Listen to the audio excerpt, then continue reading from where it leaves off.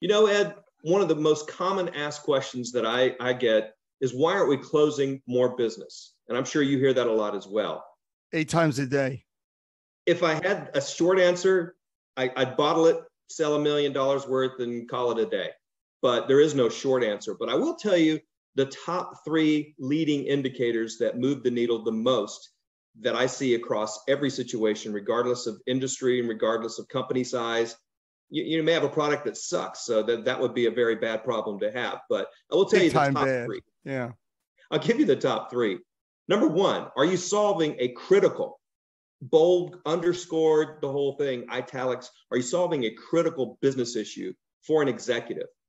You can't be selling to a director or sometimes even a vice president. You have to solve a critical business issue. And critical means strategic, something that's at the top of the company. It means strategic, but it also means critical, just like it says. When you're in critical care, you could die if you don't fix this thing, right? So you want something that is critical and it's a business issue and it's impacting the company in a negative way. There are negative consequences to doing nothing. That makes sense? 100%. So let's move on to number 2. And this, you could call it 1A and 1B. Number 2, have you built the business case? Most sales reps don't. They leave it up to their client. They just engage and they're there to show demos. What do you think? What's the next step? If you're asking the client what's the next step, you're not in the driver's seat. You're riding, you're taking a ride. And what this does, when you build a business case, it doesn't revolve around your quote or your contract as the output of your sales process.